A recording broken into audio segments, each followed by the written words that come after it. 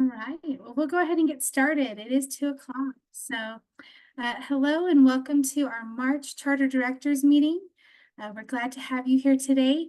It is a short meeting, so we'll just get right into it. If you're joining us later on a recording, hello and welcome to you as well. From our office, we've got Lisa Cooper here, and she's got a few announcements for us. So we'll turn some time to her, and then I'll go through the rest of our agenda of what to expect today. Great. Hi, everybody. Thank you for giving me some time, Marie. I just wanted to, I wanted to say thank you to all of you that had your BAs come to my BA meeting that I had at the end of February. I appreciate that. I had a really good turnout. However, I did not have as good a turnout with my survey. So I'm going to make one more plea to you to please just encourage your BAs to take the survey. It is anonymous, so I don't know which ones have taken it or not. So if you could just please ask them if they would go ahead and take that. It should only take a few minutes. I'm going to put the link into the chat so you will have it. But that's pretty much all I wanted to say, is just thank you to those that did take the survey. And like I said, I had a wonderful turnout. So if we could just get them to turn out for the survey, that would be awesome. Thank you so much, you guys. I appreciate it. Thanks, Marie. Thank you, Lisa. All right. Well, as I said, we've got a short meeting today. We have Amber Brewer here, and she's going to be talking about some resources with the science of reading. So we'll be starting with her, just so that you know what else to expect. We do have School Land Trust coming this afternoon for some more updates. And then we have our monthly director training from EdDirection. And so should be a nice afternoon. And we will turn the time over to Amber for the next part of our meeting. Wonderful. Thank you so much for inviting me and allowing me to come and share a few minutes of your time. Thank you, directors, for all that you're doing and supporting students in your schools. And I know it's a very busy time of the year. My name is Amber Brewer, and I am the manager of specialized partnerships at EdConnective. It sounds very similar. And I'm here to talk to you today about a partnership that we have through the USBE with USBE to provide support to leaders like you in charters and LEAs across the state, and literacy directors as well across the state. In addition to being the manager of specialized partnerships, I am an EdConnective executive coach, and that'll make more sense in a moment if you haven't yet had the opportunity to become familiar with us. EdConnective, at our core, we are a company that believes that every student thrives by facilitating exceptional educator growth. And so we, through that vision, we offer exceptional access to one-on-one coaching for educators at virtually all walks of their educational journey, from pre-service and para-educators all the way up through superintendents. And so we are excited to talk to you today about our partnership that we have with the USBE. As many of your colleagues in Utah that I have talked to, many of you may have grappled with this question in recent time, or could be grappling with it now, or will have to grapple with it soon. What's after letters? Letters is such a wealth of knowledge, of information about how the brain learns to read, and it's a lot to process. But ultimately, all of that time, all of that energy, all of those staff resources that are invested in gaining the knowledge that Letters has to offer, it's in order for it to really impact students, is something has to be able to be done with it. And that's where we come. The Utah State Board of Education has partnered with us to provide one-on-one targeted consultative coaching support for directors like yourself, or leaders who are responsible for supporting the implementation of Letters in their charters or districts. And what that means is that we are able to support you on an ongoing basis through one-on-one consultative coaching sessions. And we'll talk about more about what that looks like specifically in a moment. But I did want to touch on what's the why? Are we in Utah? What's our why for being in Utah? And what's the why behind this partnership? Well, at the premise, it's SB 127, right? Like that has created a lot of opportunities for shifts or challenges in different instructional approaches, but at the minimum, it's created opportunities for continued development. And our why specifically is to provide one-on-one support to leaders and provide so that they can continue to provide high quality professional learning to implement and sustain incredible literacy instruction within their school. So when we talk about like this one-on-one consultative support for professional learning, this isn't just about creating a workshop necessarily. This is about what are the systems I need to put in place to support my staff, provide professional learning to my staff to actually make these highly effective literacy practices happen so that they are reaching students. I would like to note that this partnership is fully funded by the USBE for all eligible LEA charter literacy leaders. This does not come out of any school's individual budget. This is something that has already been paid for in partnership with the USBE, and it's made available to you or your designee or your literacy director as needed to fit your unique needs of your school. So how do we help? Some of the things that we're able to provide in our one-on-one consultative coaching sessions and partnerships is we are able to provide that individualized and responsive coaching specifically to support implementation of science of reading. We're able to consult on those awesome strategic plans and change management plans that many have already created or are in the process of creating. With a directive, we're able to offer support with the creation of training resources and materials, like through those consultative sessions, and even provide like advising and reflection on deploying the available resources that you already have. For us, we have a few numbers we like to highlight in talking about this. Since we started this partnership in May of last year, we have been able to have coaching partnerships with 100 unique LEA leaders. So that means we've been able to provide one-on-one coaching to over 100 other leaders like you in Utah. Those leaders come from 27 different districts, 27 different charters, and the 3 other are 2 service centers and the USBE.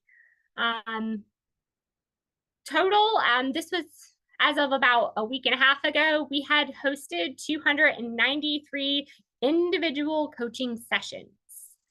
So we're really excited about the numbers that you see here and what we've been able to offer to other leaders just like you and the support that they've been able to access. So what does it actually look like? Like you've heard me talk a lot about this support. So let's talk about what a typical coaching partnership would look like for you if you were to determine you want to participate. You get matched with a coach who is aligned to you, who based off of our survey that you complete is aligned to your unique needs, your availability, your levels of experience so that they can understand kind of your unique perspective. You start with an introductory meeting with that coach and you set a personalized goal for your partnership. And then throughout the partnership, you go through this ongoing like repetition for each meeting that you have with your coach. You'll submit an artifact. Sometimes that artifact is a reflection. Sometimes that artifact is an upcoming meeting agenda. It's between you and your coach, whatever works with your goal. The coach looks at the artifact, provides some identifies some feedback, and then in the meeting you guys take steps to work towards the next highest leverage step related towards your goal, and the whole process repeats. Typically partnerships last for about 90 days, so you have access to coaching through a consultative coach for a total of about 90 days. We're currently about 30 days into our spring coaching partnerships, but it is not too late to sign up if you are interested. Before we move along, I did want to spotlight one of our partnerships with a literacy director from Odyssey Charter School. She has been a participant in 3 consecutive cohorts now, summer, fall, and spring of 2024. This is the goal that she had in fall of 2023. And her goal was to support teachers with implementing science of reading in a way that is rigorous and in alignment with their school's unique charter. At the start, you can kind of see the trajectory along this line of how our partnership progressed. She had noticed a general move away from rigorous early literacy instruction and walkthroughs after the completion of letters. Based off of that, she collected data through conversations and surveys around how her teachers were viewing rigorous literacy instruction and what it should look like to try to figure out what was kind of happening at the core. We'd had all this great letters training. What's happening? And from there, she was able to realize that she started to make a plan with how to bring about the perceptions of staff of a norm between what they had learned in letters and what they perceived, what the charter was calling them to do. And she normed with her other building leaders through observation and assessment. And then towards the end of the partnership, like her next step after this was working with her literacy team to use data to determine the goals and next steps for the whole staff and what they needed to do next in implementing effective literacy instruction. And so we appreciate Rachel giving us permission to share this out. And she's been an exciting participant in our 3 cohorts. And it's been awesome to watch her story grow over the course of the cohorts. Just a few pieces of data we like to celebrate is at the end of each partnership, each participant gets an opportunity to give feedback. So we are a feedback-driven organization. And so we take every piece of feedback intentionally and try to look at what can we do to better meet the needs. And after summer's cohort, 100% of the participants felt that responded to the survey felt that it had had a positive impact on their well-being as a leader. Specifically, one example of that is somebody shared that their coach was really helpful in providing guidance for helping them organize their principal learning walks for the 29 elementary schools that particular coach supported. That, of course, was in a district, but all the same, it's that targeted one-on-one support. I loved having a thought partner. I loved having someone outside of my school to bounce ideas off of. Those are things we hear very, very often. We are so excited that we are also able to offer USBE credits for participation in this one-on-one consultative support. So more information is going to be coming through the USBE listserv and other channels soon about how to access those credits, but that's an exciting development we've been able to get into place this spring so that for participants who engage in coaching with us, it's some of the best professional learning you'll ever get. Now you can have credit towards your license renewal for it.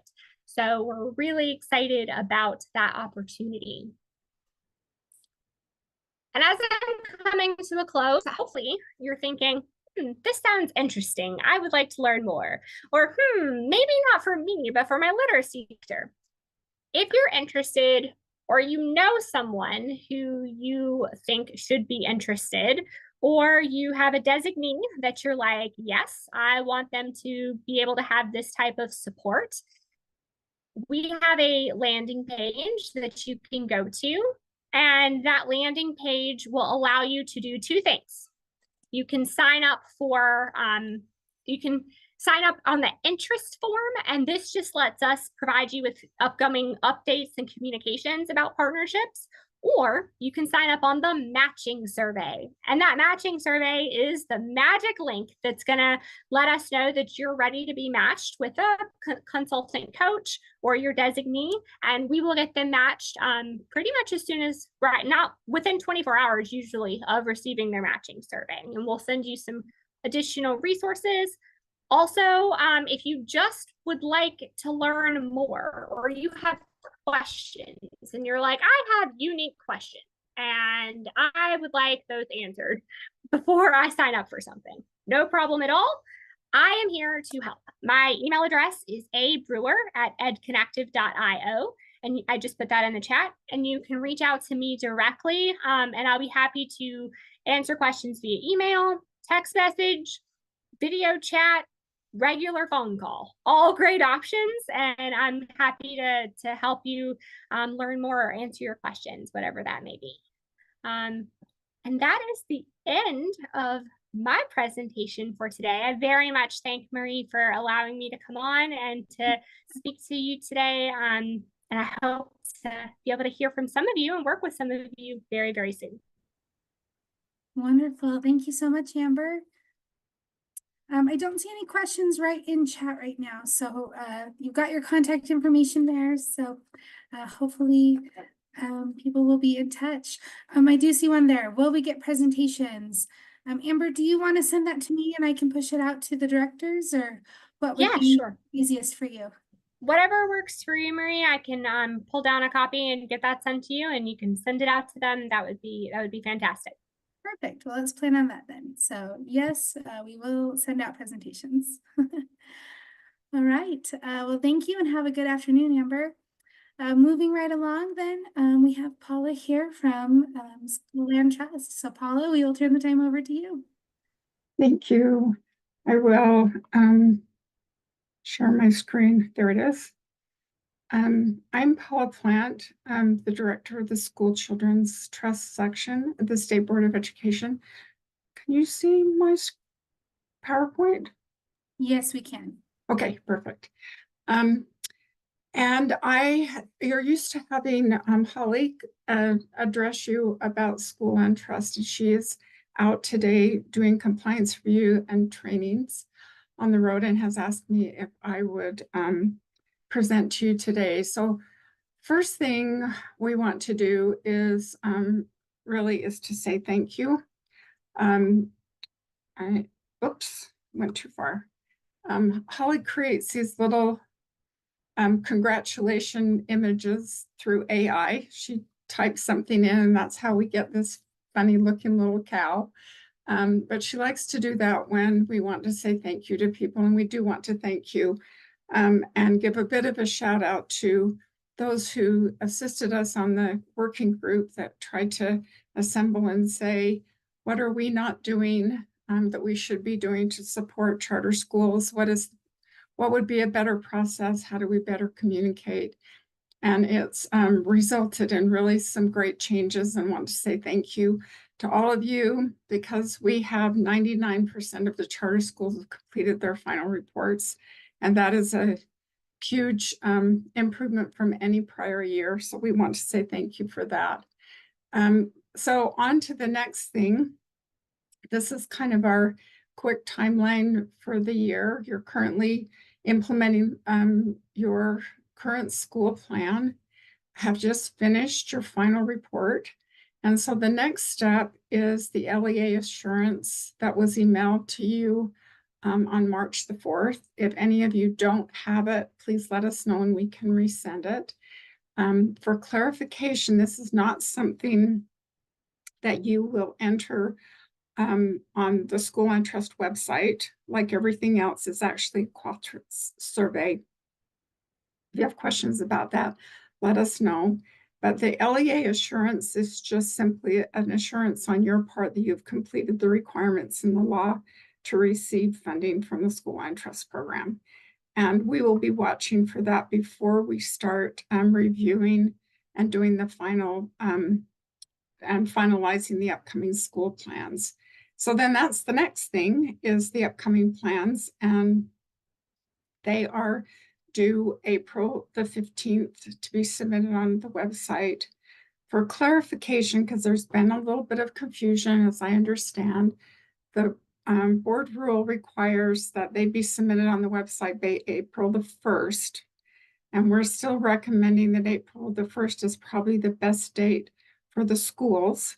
But since we're in a new process this year, having business officials do the secondary approval, and they haven't done that ever before, we have extended that deadline for 2 weeks past the April 1st deadline, so that they're on the website ready for the final review by April the 15th.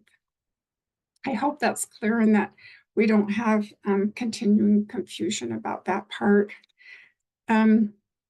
With that final report, with that upcoming school plan, there is a requirement for a council signature form. Now, this is only needed if you have established a process and assembled an elected council other than the board.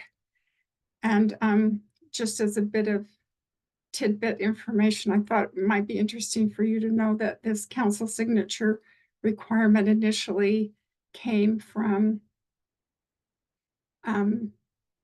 Brian Bowles when he was superintendent at Davis School District. Felt like it was important for principals and councils to make sure that everybody was on the same page about who needs to be involved in preparing a school plan. And that's where this actually came from. And it's been part of our program ever since. It used to be that these signatures were collected on our website, and that turned out to be kind of a fire drill, I guess, of some sort, to try and get people to sign the form instead of it being a meaningful experience. And so that process has changed just a little bit. And that is that an LEA will create their own form, and they will keep the form, and it will be created in a way that works best for the LEA. It can be a paper form. It can be an online form that parents or the council members sign online. We do have a template that's included in the resources at the end of this presentation that you can use to help with that preparation or ask us questions. We're happy to be helpful. The thought process is at the meeting when the council signs off on the plan that's been prepared, they would also sign a form that says, basically, I have been involved in implementing the School Land Trust program this year and in preparing the one for the next year. This is not them signing a form again, approving the plan. They may have voted against the plan, but what they're saying is it's a report to the board to say, this council that you assembled is actually doing the work. They're actually involved in the processes. So that's the purpose of that. This form needs to be kept for 3 years, and you would be asked for it in an audit or a compliance review. And you've seen these timelines, I know, several times over the years. So just in summary, what we should be about now is completing that LEA assurance. If you have a council, they will be meeting, discussing, considering the data, determining the greatest academic need. Do we want to continue doing what we've been doing? Do we need to tweak that? Do we need to go a different direction? What are our student needs for the coming year? And preparing a plan. And then whether or not you have an elected council or the board is the council, at that point in time, the plan needs to be approved, entered online and approved. You will now be asked for a date when the board did the approval. And then the last piece is for your business administrator then to look at the plan and do that approval at that time as well. I am understanding that in many charter schools, the director or the principal and the business administrator tend to enter it together. And if that's the case, then you can do it all right at the same setting, have the plan entered and submitted, and then the business administrator can log in under their login and do the approval. However you want to handle that is great. And that's really all that I have, unless there are any questions. Holly will be addressing with you in the coming months, just a discussion about, so, okay, we've got our plan submitted, everything's good to go, what's next? And just out there on the horizon, if you have an elected council that gets elected in the spring, then you'll want to be considering, a time frame for that to happen. And the last thing to consider is we have a template where you can enter all of the information that needs to go into a final report. Lots of times, especially if there are administrative changes, the person who comes on and is new has no idea how the plan was implemented, right? They're brand new, they weren't there, they don't know. But if you have completed that information in a template, whether it's a new person or whether it's you, they can simply copy paste that information over into the final report when it becomes available in 10 months, right? It's a long time to remember. So that's another thought process that you might consider for the spring. And that's all I have, unless there are any questions. I guess there's... Paula, there's a couple in chat. Would you like me to read those for you? Or Yeah, if you wouldn't mind, that'd be awesome. Sure. Rachel asks, when are the LEA assurances due after we've submitted the 24-25 plan? Okay, so the LEA assurance just needs to be submitted before we do a review. We can't do a review until we have an assurance that you've completed your responsibilities. And one of the questions on that is if the council signature form has been completed. So when we have that, then we'll start the review of the plan. So it would be April 15th, the same as the due date for the council for the upcoming school plan. Then the next one, Amy was wondering, can first-year charters receive land trust funds? That are the charter schools that are opening starting in the fall can receive trust lands funding. You need to go through the process. I think maybe not everyone has been notified by Kira, but the calculations for new charter schools have been considered in the distribution for next school year. And you would go through the same process of entering a plan and going through the approval process. Yes. Perfect. That's all the questions in chat right now. Okay. Great. Thank you, Marie. Thank you, all of you. And thank you so much for your help in making this transition. We just feel like things are going so much better, and so grateful for your communication. Thanks for your help. Wonderful. Thank you, Paula. And congratulations, everyone, on that 99% number. That's very exciting. So, thank you. Awesome. Well, then we're at our last part of our meeting, so we will turn the time over to Ed Direction for our director training. Perfect. I am going, if it's okay, if you will stop sharing your screen, I'm going to steal it so I can share ours, Paula. Yeah, oh, there it is. Sorry. There.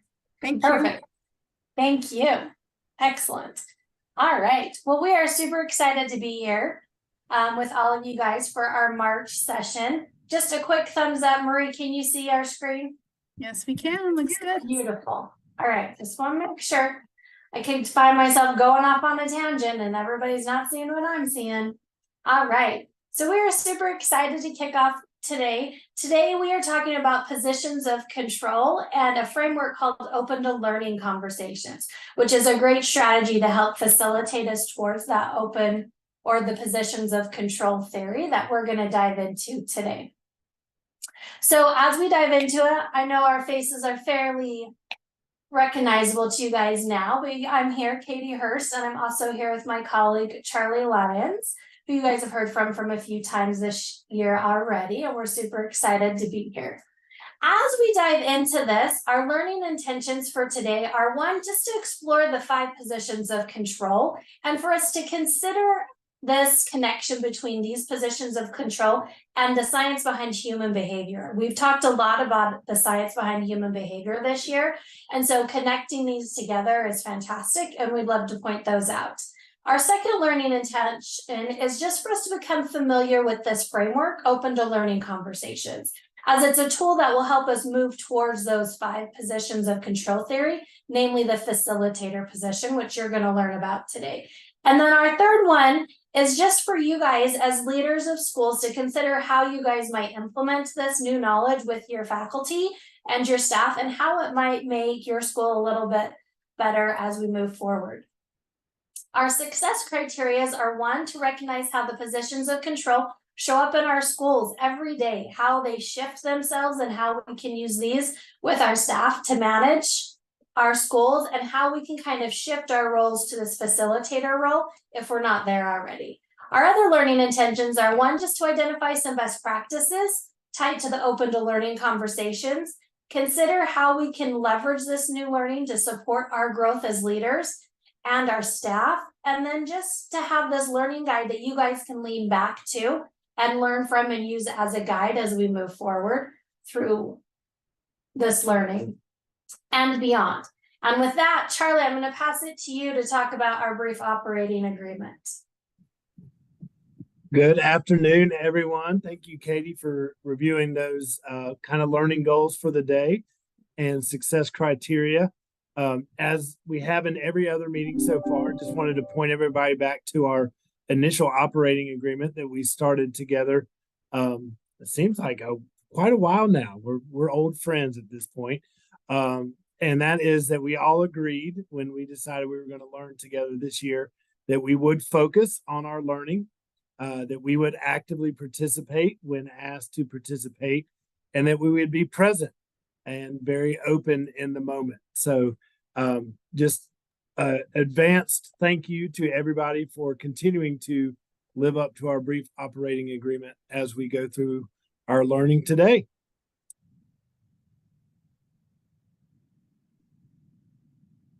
All right.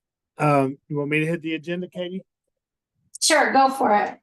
All right. You can, I don't have to necessarily read this to you guys, but you can kind of see just how we're going to divide up our hour together. About half of it will be spent on the positions of control, then about 20 minutes on how that connects to learning conversations and being open to learning conversations.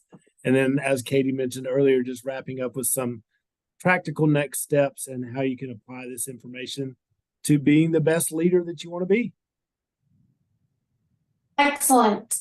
We want to point you guys to your learning guide, and I'm going to go ahead and put a link into the chat as well as also show you, just like in our last sessions, we've got this fantastic learning guide that's got resources for all of everybody to utilize today and beyond in the future. So I'm going to copy this link and put it into the chat. We do have, you'll notice these are bookmarks. So as we're going through it, if you want to jump down to a specific section, you can just click on the This Is Us covenant, click on the bookmark. It'll take you right down there for that. So you can do that. And then you'll always know if we're tying it back to the learning guide by looking at your screen. And if you've got this handy little book and pencil in the top right-hand corner, there'll be a number underneath. That'll be the page number that our learning guide will be on. So just wanted to point out this resource that we have for everybody, for you guys to be able to utilize that. And again, I'm going to put that link into the chat right now. So if you want to go ahead and open that up, you are more than welcome to do that. And with that, I'm going to push us forward back to our reminder of student-centered leadership. As a reminder, we focused all of our sessions this year around this idea of being student-centered leaders through this Vivian Robinson's work and thinking about how are we going to reach our ultimate goal of high quality teaching and learning, because that's why we're all here. So as we go through all of this, we've been focusing on two main things. One is her leadership capabilities of building relational trust throughout the course of the year, and two, the leadership dimension of leading teacher learning and development. Because as we remember, it's got one of the highest effect sizes of affecting student learning in our buildings from a leadership perspective and role. So as we move forward, we just want to remind you all that everything is tied back to the students and having the student-centered leadership. And with that, I'm going to pass it back to Charlie to dive into positions of control. All right. So we hope that as you think about student leadership, the information we've been sharing throughout our sessions together on human motivation, human behavior, and why humans do what they do has been helpful. Hopefully everything that we've talked about is been enlightening and helped you think about your leadership style and the way that you do things within your organization to get the most out of your people, to get them engaged, get them excited, get them doing the things that they do. So today we're going to continue to go into that a little bit further. I believe the next slide hits the review of the brain, and you guys have seen this already, but obviously knowing how the brain works and knowing how that central unit in our system impacts everything else that's going on in our system is a big piece of human motivation, is a big piece of human behavior. And your leadership style and the choices you make as a leader do impact the way that those people around you's brain is functioning, whether there's oxytocin flowing, as we've talked about before, and the executive brain is working where people can learn and be creative and be collaborative, or if people are walking through the organization more on that instinctive brain in the back with their amygdala hijacked and the fear hormones triggering. Obviously, as leaders, we want to be moving that energy to the front of the brain. And we hope to be able to do that today as we learn together and as we connect together. In fact, one of the ways we're going to do it today, I'm very excited, is watching a couple movie clips. So if you happen to have any popcorn nearby or in your office, now would be a great time to grab that popcorn and get ready, because we do have a few pretty exciting movie clips that kind of took me down memory lane a little bit. Several of them are a little bit of a throwback movie. So hoping to get your prefrontal cortex going today, A, with the learning, hope to make it very relevant, and B, maybe with some fun movie clips. Go ahead, Katie. We did mention, like I said, the leadership styles. This is a slide that we've seen before, but just as a reminder, as we move into the positions of control, the ways that we lead and the behaviors that we exhibit can either get that oxytocin firing or get that cortisol firing. If you'll click to that next chart, Katie. These behaviors that you see on that controller end, like excluding, judging, withholding, criticizing, punishing, these are things that we know fire that instinctive amygdala and that fear hormone that kind of locks people up. Compared to being a facilitator and moving into that leadership role where we're including everybody, we're valuing their opinions, we're setting up systems where people can share their ideas and information. We're asking lots of questions, you're collaborating, you're celebrating and empowering. That's kind of what we want to move into. So to kind of double down on this information, we're going to look at a theory that William Powers developed when he was doing all of his research on human motivation and human behavior. And if you remember, William Powers is actually a scientist, right? So when I use the word theory, this isn't a research-based theory. This is a science-based theory, meaning it has been proven in scientific labs. It's gone through the rigorous sort of level of scrutiny that it takes to be known as a scientific theory. That was an important thing to note, is that Powers' information, when it's being utilized by people, it is actually scientific information that's being utilized. So we're going to dive into a framework that was created by a lady by the name of Diane Gossin, who took this scientific theory and started focusing on how do we try to motivate other people to do what we want them to do. As leaders, we all know that we're trying to motivate. I'll use the word motivate, even though she used the word control. We're trying to control other people sometimes to do what we want them to do. And sometimes we know we have that control. And sometimes we don't have that control. And what Gossin learned is the ways we try to control other people, some of them have a positive impact, and some of them actually have a negative impact on those that we're trying to lead and on those that we're trying to control. So not only on the brain in the moment, but also can have some long-term impact and some long-term legacy impact, both in a positive way as well as in a negative way. So if you'll click, Katie. So the ways that she summarized these positions of control were in 5 categories.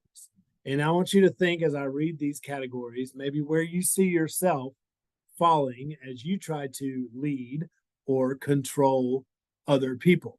You can think about this personally and maybe the ways that you try to lead or control family members or spouses or friends, or you can think about it professionally in the ways that you're trying to lead and control others. This is some notes and things that are captured in your note catcher, as you see in the little indicator, the learning guide.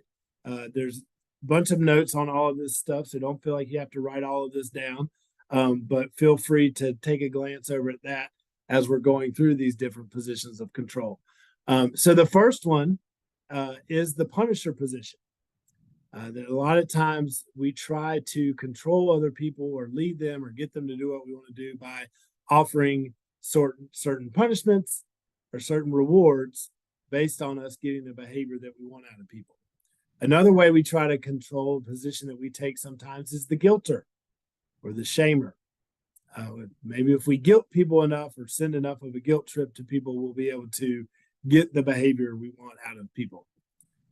Another position that you may identify with, you may not, is the enabler or the buddy or the friend or the person that rescues. I know when I was a head basketball coach, this is one that I fell into all the time with my players because I wanted them to be successful basketball players.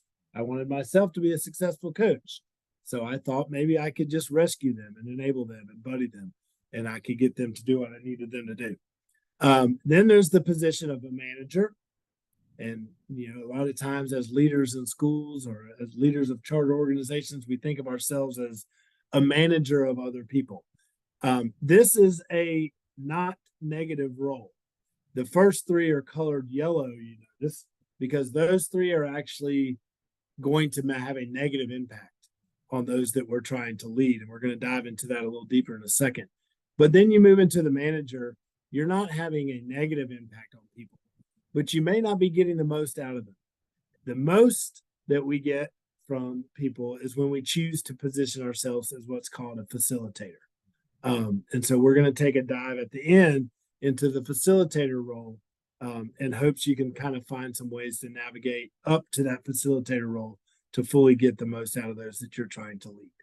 So one by one, we're going to go into these a little bit. Katie, if you'll go into the Punisher role first. We can probably all think of somebody in our life that has tried to assume this position.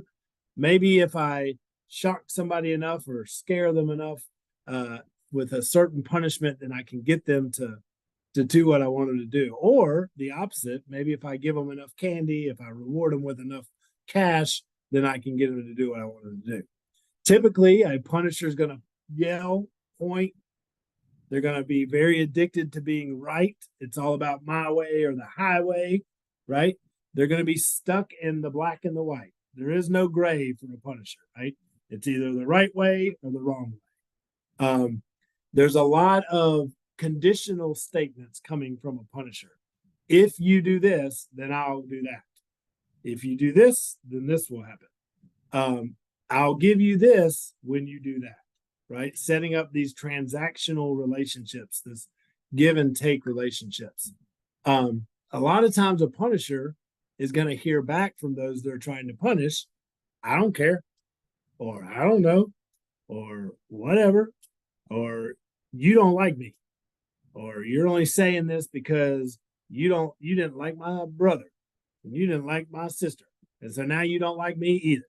Right? Those are the kind of things you typically would be hearing back if you're assuming this punishing role.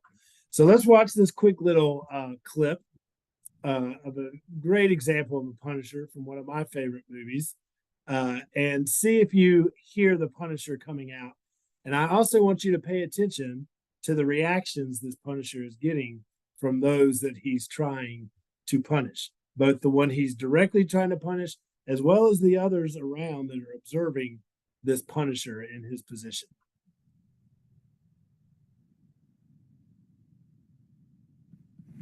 Come on, Bender, don't screw around. I mean, that's, it doesn't belong to us. It's something to be toyed with. Why is that door closed? Why is that door closed? How are we supposed to know? We're not supposed to move, right? Why? Who closed that door? I think a screw fell out of it. Give me that screw. I don't have it. You want me to yank you out of that seat and shake it out of you? I don't have it. Screws fall out all the time. The world's an imperfect place. Give it to me, Bender. You're not fooling anybody, Bender. The next screw that falls out is gonna be you. Eat my shorts. What was that? Eat my shorts. You just bought yourself another Saturday, mister. Crushed. You just bought one more right there. Well, I'm free the Saturday after that. Beyond that, I'm gonna have to check my calendar. Good, because it's gonna be filled. We'll keep going. You want another one? Say the word, just say the word. Instead of going to prison, you'll come here. Are you through? No. I'm doing society a favor. So? That's another one right now. I've got you for the rest of your natural born life if you don't watch your step. You want another one? Yes. You got it. You got another one right there. That's another one, pal. You through? Not even close, bud. Good. You got one more right there. You really think I give a shit? Another.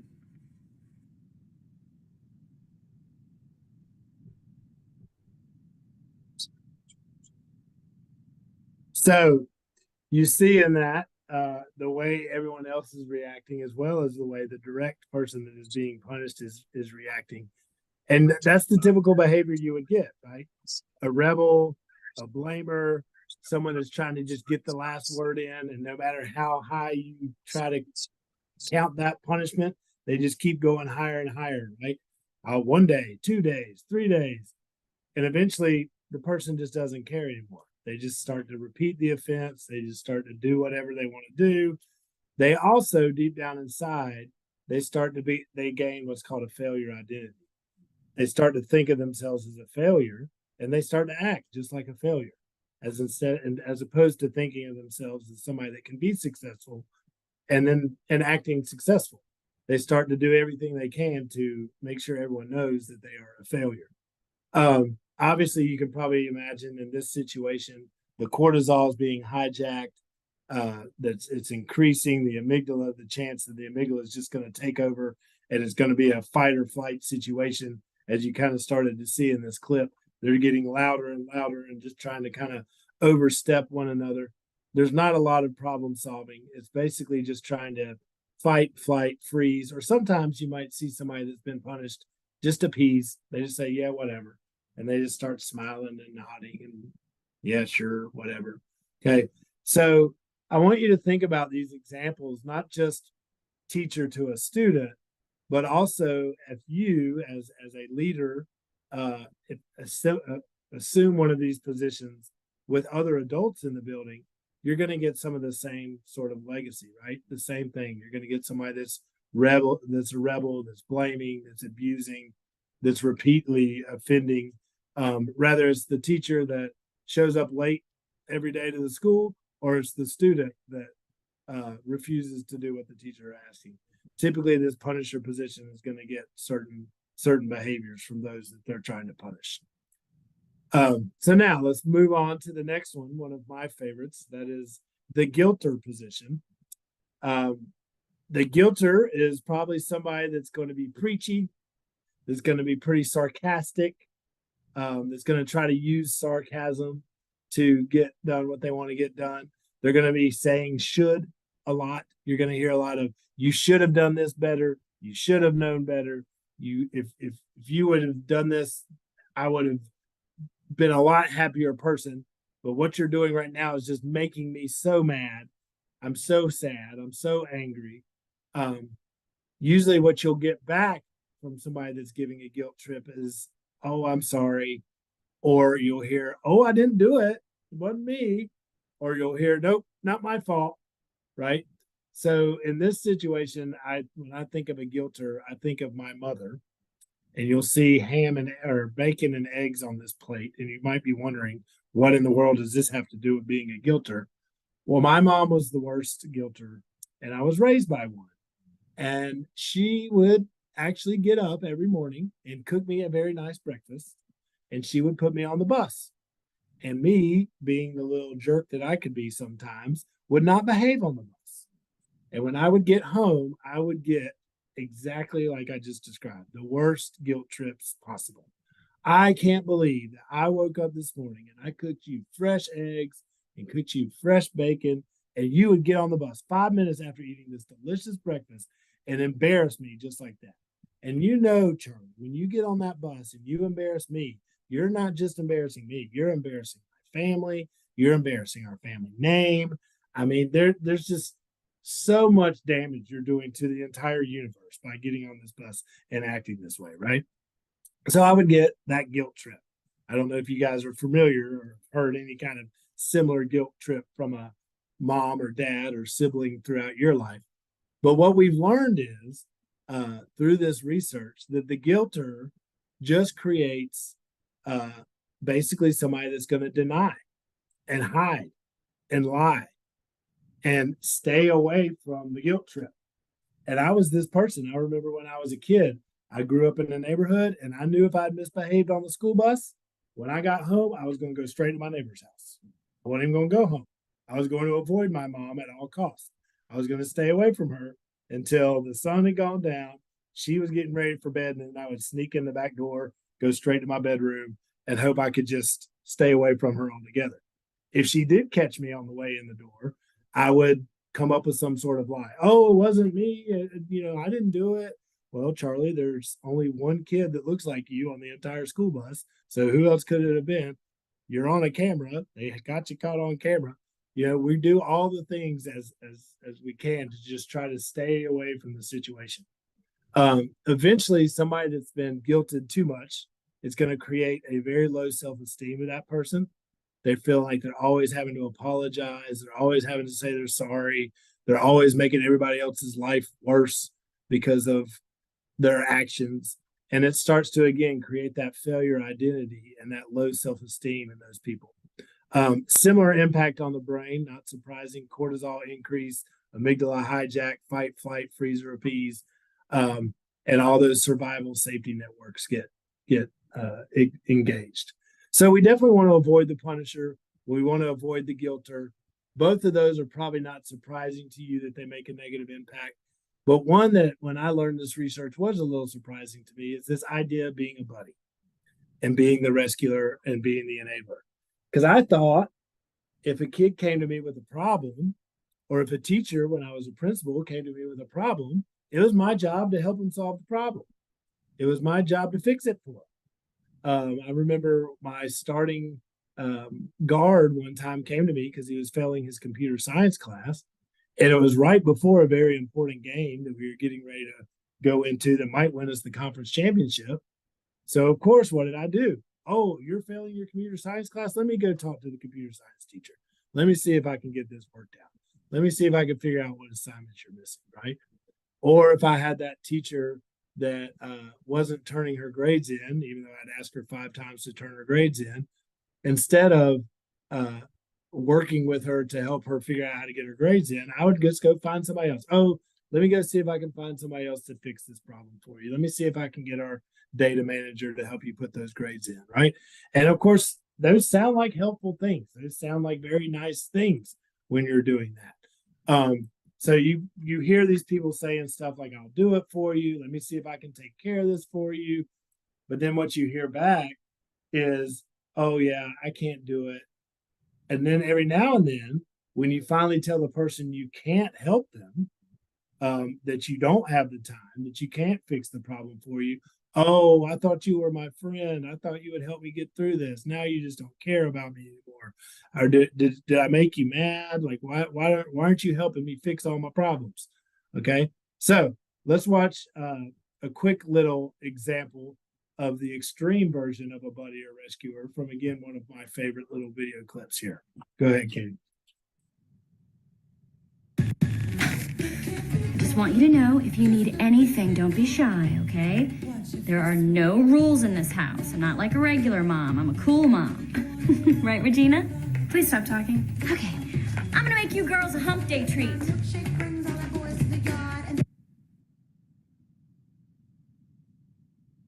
So you've maybe seen that movie and seen the cool mom trying to get all the mean girls, all the cool stuff, and just enabling her daughter, which if you go on with that clip, she goes into her room and we see that she's actually taking over her parents' room and she's basically just a spoiled brat. So that's not what we're wanting when we are enabling other, when we're getting people to that role. And normally what you see in the legacy, can you go back one, Katie? Or did it skip a slide? There should be a slide with a rescuer. Is there one that has a legacy on there? If not, I can just talk through it. Okay, so the legacy that you normally see with the buddy, rescuer, and enabler is just a repeat offender, right? Somebody's just going to keep doing it over and over again. And they're not ever going to find a way to solve their own problems. Typically, after a while, they're going to become very apathetic. They're going to become very lazy. They're not really going to worry about doing anything on their own. They're just going to wait on somebody else to do it for them. So again, try our best when we are leading other people to avoid the buddy position, to avoid the punisher position, and to avoid the guilter position. Okay, so now we're going to stop the bad news and move more into the positions that aren't as big of an issue, and that is the manager. Okay, the manager, again, is a position that is not going to have any negative outcomes, but it may not get the most out of your people. A manager is going to do a lot of counting, a lot of measuring. There's going to be a whole lot of rules and policies and procedures in place. And typically the manager is going to stick to those policies and procedures and rules and routines. They're going to say, 3 strikes and you're out. They're going to clip the little clip up the chart, clip the little clip down the chart. A lot of us have used Class Dojo. And you mark when the kids are doing it right. You mark when they're not doing it right. You gain points when you're doing it right, and those points can be cashed in for different things. These are examples of manager.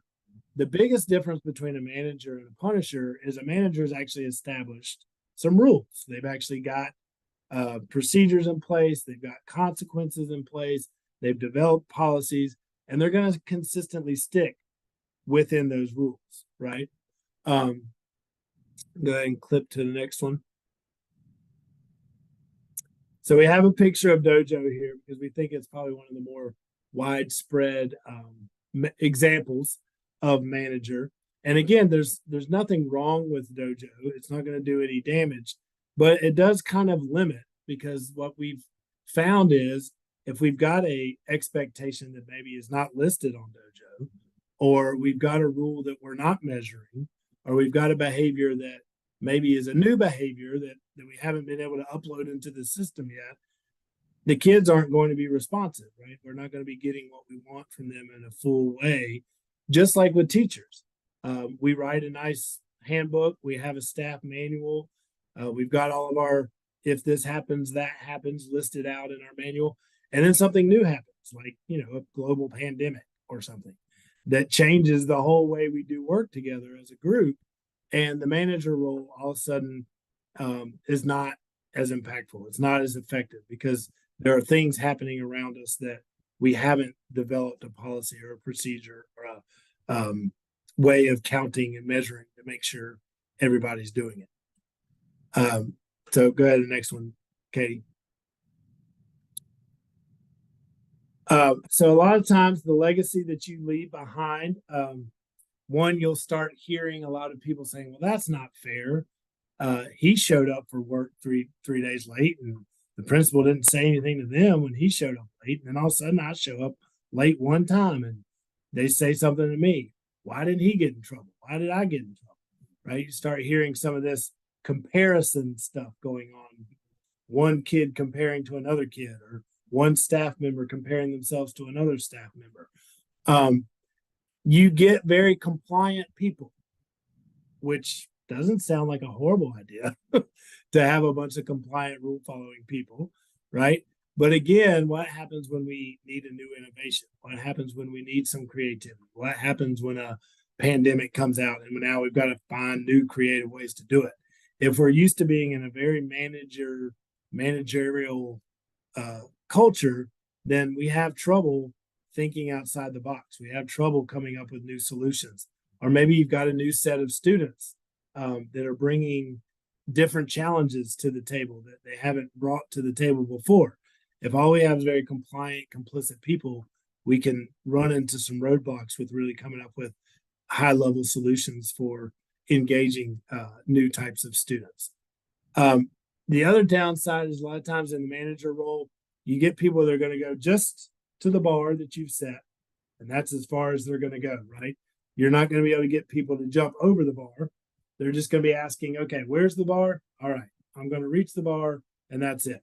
I'm going to work till 4 o'clock because that's what I was told to do, and I'm going to clock out and I'm going to go home. I'm going to show up at 8. I'm going to leave at 4. I'm going to go home. And sometimes that kind of workmanship is not exactly what we need in a school building, right?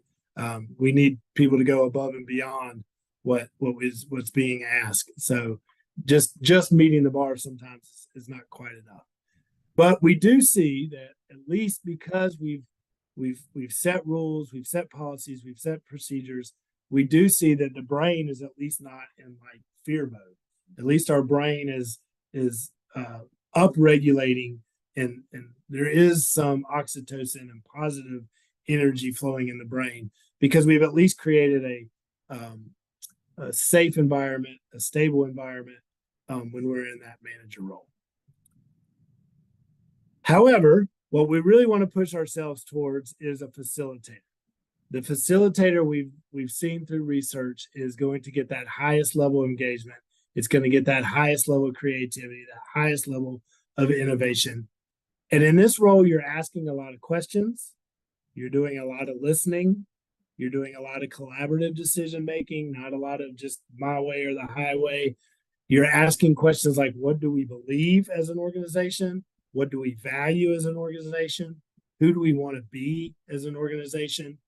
And in a facilitator role, you hear a lot of encouraging language, a lot of strengthening of each other, a lot of assuming the best intent out of people, even when they're not going the way we want them to go. We're still assuming the best. And again, it really does ignite that creativity and that collaboration. Next, Katie.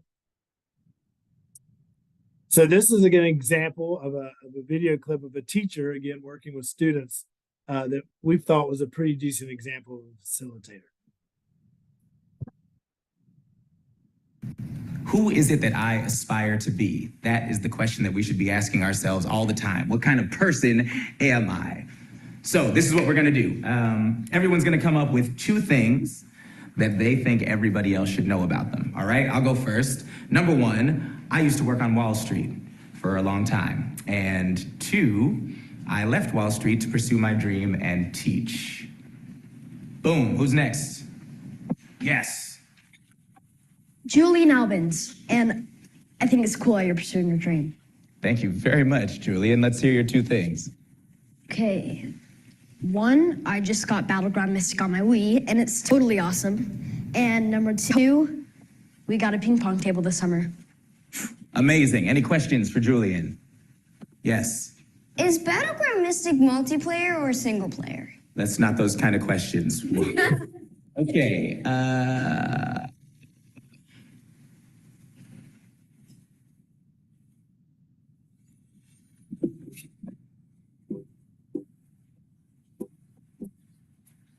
Hi, my name's August Pullman Augie, and I have a sister named Bia and a dog named Daisy. I love Star Wars, and I just said 3 things. Yeah, sorry. That sounds like a bonus to me. 3 things. Thank you very much, Augie. That was perfect. Who's next? Oh. All right, so obviously that's an ideal classroom. Maybe we'd all want to have going throughout of our building. That teacher was definitely assuming the facilitator role, and you can maybe picture yourself leading a staff meeting in that same sort of facilitator role. It's interesting to note the reactions you get not only from the people that the facilitator is directly talking to, but the reactions you get around from all the other people that are sitting around and observing that type of position from the facilitator. Typically creates that kind of environment where it's safe. Even the student Augie, who was not comfortable probably speaking in front of all of those students, started to get this sense of safety and ability to really engage and share out. Even the goofy kid that asked the question that had nothing to do with the topic at all, right? Still, he had a very safe reaction from his facilitator teacher so that they could continue to create that kind of environment they're wanting to create. So how do we move into the facilitator as a leader? What is the big difference of moving from those initial 4 positions of control and leadership into that facilitator role? This chart here just kind of gives you a summary. And again, this is in your learning guide, so you can reference it. How you kind of move from those first 3 positions into the manager, and then ultimately, hopefully, into that facilitator. And you see going up and down the column there, to move into that manager role, like we talked about, you really need the policies, procedures, routines established. Without those established routines, there's no way really to move into the manager role. In the same way, there's no way to move into that facilitator role without those trusting relationships.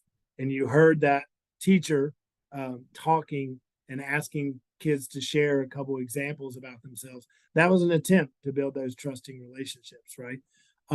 So that's the first step. There's no way to move into facilitator role without intentionally working on trust and intentionally working on the relationships with those that you're leading. Ultimately, while you're in that role, you start to get more intrinsically motivated people. You start to get people that can self-regulate, just like Augie did in the video. He said, "Oh, sorry, I shared 3 packs instead of 2," right? That's an example of self-regulation. That's what you get when you're in that facilitator role. You get long-term fixes instead of just fixing the short term, putting out the first fire, putting out the first problem. So facilitator role is obviously a great place to be. Trusting relationships is a big thing that gets you there. There is another piece that gets you there that I want to talk about briefly, and that is operating as a group from a values level. If you can go to the next slide, Katie. Oh, shoot. Do we do the reflection first? Did I do it out of order? It's all you pick. We're good. Keep going. Okay. All right. So we'll go ahead and jump into actually go back to the reflection. Let's take a second and let them reflect before I go into this little step. So quickly throw that chart back up there again, Katie. All right. So as you think about these roles and you think about yourself as a leader and as an individual, and it's okay. Like I said, I was the buddy rescuer a lot. And I know that I've been a guilter. I know I've been a punisher. I've assumed all 3 of these roles.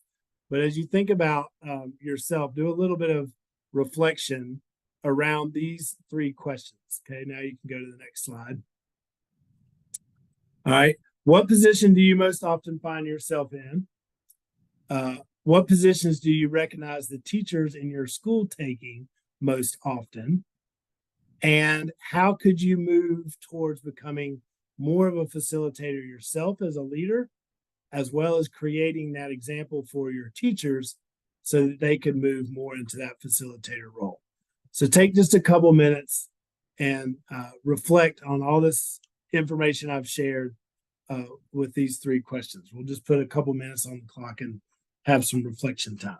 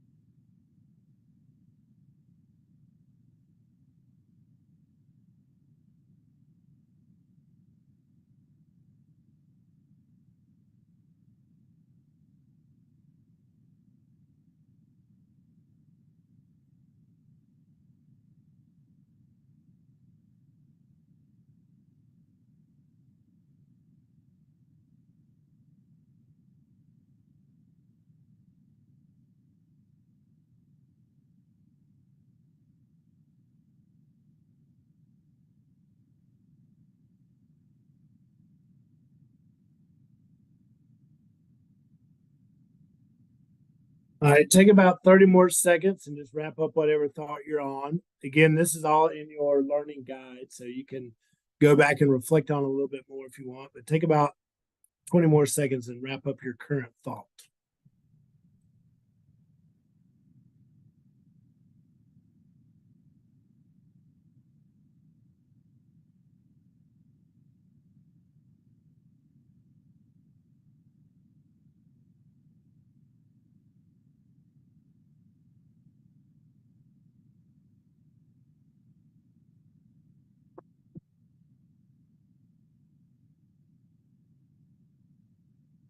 All right, so now that I'll dive a little bit into the one concrete takeaway I wanted to share, in addition to building those trusting relationships, which is this idea of operating from a values level within your organization.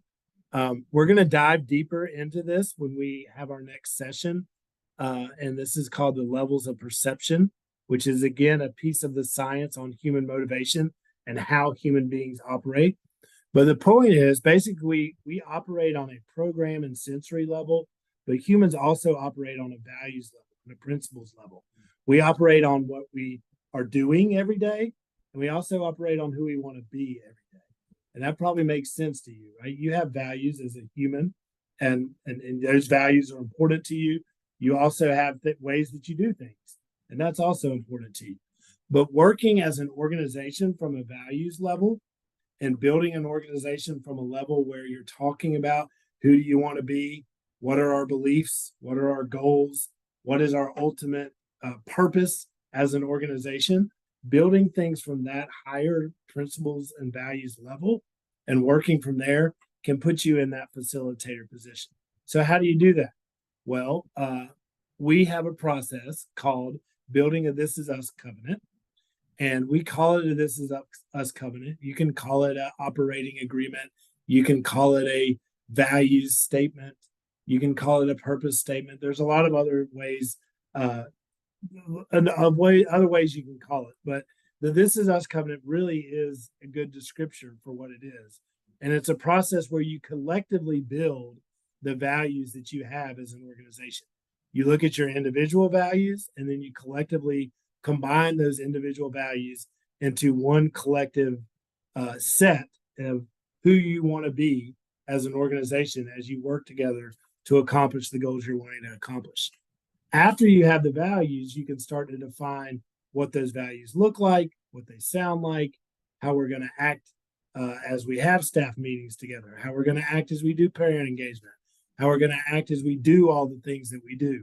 But the first step is building those collective values together and then deciding together how we're going to hold each other accountable for these co-created values. And then as the leader, you just become basically the facilitator of those values.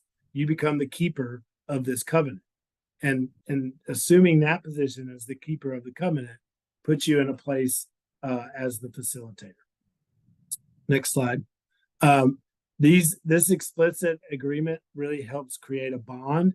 It creates that collective where we can really identify how we're going to reach these goals together. And it gives you kind of a compass that you can pull everybody back to, as opposed to just being a dictator and saying my way or the highway, or this is the rule. It's more of a values-based statement. I had a story I was going to share, but I want to make sure I give Katie enough time. So I'll wait and share my story next time we see each other around building this values-based statement as an organization. So that's my little teaser to make sure you come next time. Thanks, Charlie. All right, so that pushes us into our tool. So as we learn about all these great things, the 5 positions of control and trying to move towards being that facilitator, we want to give you some tangible skills and steps, strategies, if you will, a framework of how to help move us forward into that. And so one way that we're going to do that is through open to learning conversations. And open to learning conversations are a great way to have some hard conversations that we have to have on a very regular basis. But before we jump into it, I want you guys to take just a few minutes and kind of do a self-assessment. Be reflective. You're going to see here in a minute a bunch of questions flash up on the screen. We're going to go through them fairly quickly. But on page 7 of your learning guide, there's a chart here that has all of them listed as well. And I'm going to give you a few minutes to go through them and rate yourself on those afterwards. But right now, just kind of listen to the questions as we go to them and think about how your staff, how your students would answer these questions in relation to you. So 1, members of my staff know I value their ideas. I listen carefully to concerns from my staff. When my staff has concerns, I ask questions because I see it as vital to understand where the concerns are rooted. I spend time understanding the professional goals of my staff members. My staff would say I care about their personal lives. I address staff who undermine school improvement efforts in a respectful and positive manner. I apply what I know about learning and learners to my daily work as a school leader. My busy schedule does not get in the way of following through on school priorities and doing what I say I will do. My staff would say I resolve difficult conflicts effectively. I can lead my staff to change, asking them to try new approaches because of the trusting relationships we have with them, or I have with them, I'm sorry. And my staff would describe me as a strong communicator. Okay, so I'm going to give you about 3 minutes, so not super long, but jump to your learning guide, make a copy if you want to actually make some notes on it, and rate yourself. 1, I never do this. 2, I do this sometimes. 3, often, and 4, always. So I'm going to give you about 3 minutes, and then I'm going to pull us back together. And nobody else is going to see this, so be honest, it's just for you, just an internal reflection.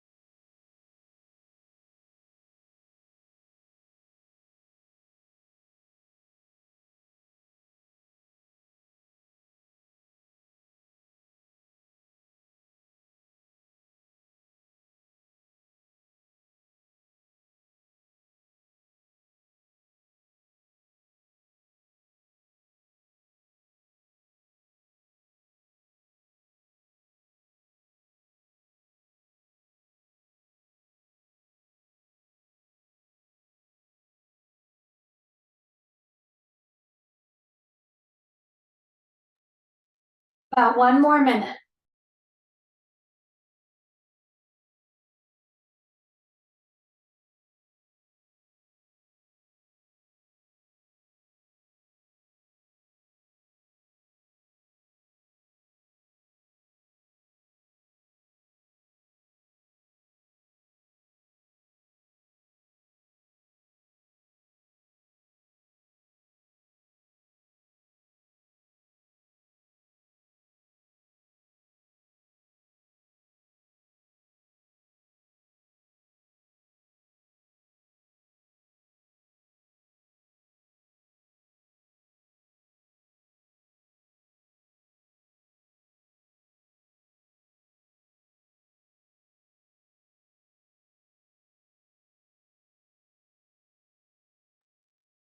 Okay, keep that in mind as we go through this open to learning conversation and kind of how you rated yourself.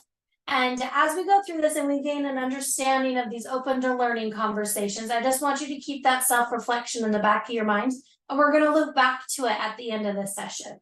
But there's no one better than Vivian Robinson than to describe open to learning conversation. So my video clip doesn't quite deserve popcorn like Charlie's did, but it's still very informational and fabulous. So, and we're going to follow up with Vivian Robinson real fast.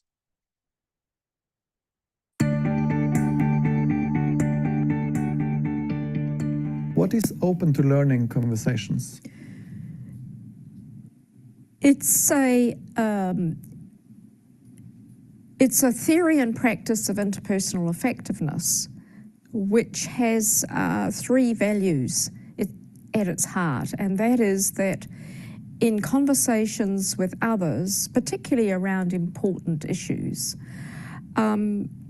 we should be respectful of others and ourselves, because leaders have agendas, but they should also be respectful of the agendas and interests of others.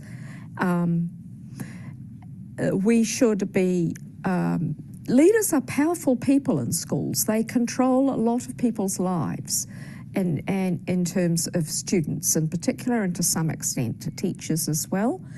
And so that control needs to be shared and developed respectfully, but it also means that their decisions have a lot of consequences for others, so they need to be good decisions. So the thinking of leaders and the thinking of teachers that goes into those decisions needs to have passed the test of validity. So the second value is truth seeking, which I call maximizing valid information, and this is based on the work of Ardress and Schoen. And it doesn't mean that we have to have hard data on every decision. It means that our assumptions, our beliefs that we bring to these decisions, to these meetings, to these conversations, we are prepared to have them challenged and checked, and we indeed promote that. So that even if we all agree that we should purchase this resource, that we're willing to ask ourselves, what have we missed? What might make us, how might this be a bad decision? Why are we preferring this resource over that resource? That's about promoting, seeking to increase the validity of our thinking about how to spend the money. And the third value is in promoting internal commitment, so that people who come to a decision or take action together, or single individually, believe that they're doing the right thing for the right reasons. They're not doing it because the leader or the municipality required them to do it. They're doing it because they're passionate about it. They believe it's the right thing. It's connected to important educational values. Now, that's all an espousal that everybody buys into quite readily on the whole. I don't think I've met any leader that doesn't like that. The challenge is behaving consistently with it. And that's what the Open to Learning workshops and training is about, and the research that we're doing that supports it as well, is helping leaders in all of their interactions enact those 3 values. Okay. Oh, pushing forward. So the idea of this open to learning conversation, you can see it aligns really well with being a facilitator and guiding those conversations. And as we put in this framework, what this framework says is it provides us with a really systematic way to approach difficult conversations. And as I've used this over and over throughout my experiences, I've started using it in difficult situations and non-difficult situations, because it's such a great way to create a sense of relational trust with our teachers and with our students, and clarity about what's going on. And there's 7 main steps as we go through this process and through this framework. And the first one is stating our point of view. And this is where you as the leader or teacher state your point of view. But it's important as we state that point of view, we know in our minds that there are tons of other points of view. Everybody else in the situation has a different point of view. And our point of view, it may not be the right point of view. In my mind, I feel like it is right now, but I'm open to being wrong because I'm going to hear it. If we go into these conversations closed off and not willing to learn, then it's not really an open to learning conversation, right? It's right there in the title. Once we state our point of view, we state why we think what it is. We state that evidence behind it, what we observed, and it's very factual information to support our point of view.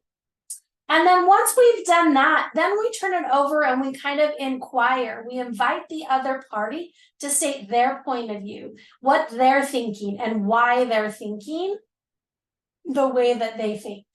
And once we hear all of that and we internalize it, it's time for us to paraphrase, repeat back to them. What I hear you saying is, so you feel this way, is that correct? And you're doing this in a very genuine manner. You're not trying to belittle them. We're not trying to catch you. We're not trying to be like, oh, you said this, but I feel like you're meaning this, right? It's not one of those get you gotcha things. It's really genuinely making sure you understand their point of view and why they think what they're thinking. And then once we have that, we can ask some critical questions. We can really seek to understand and evaluate. Ask them some questions about why they're thinking the way that they're thinking, right? Ask them challenging questions that might be some barriers that get in the way of what they're thinking that they may not have thought about. But it's a time to really ask some intentional questions. And through that, hopefully together, you'll then come to a common ground, a best place where you can both agree upon something and where you're going to move forward to go next. And from there, you can make a plan. What are our next steps to move forward and how are we going to move forward? And as we go through all of this, it ties back to those 3 values that Vivian Robinson talked about. Having respect for yourself and others, having valid information, and having that internal commitment. And we're able to get to that through those 7 steps within the open to learning conversations. Now, one great activity that we have that's in the learning guide that you'll see, it'll walk you through all of these steps, and you can see it in here on page 9.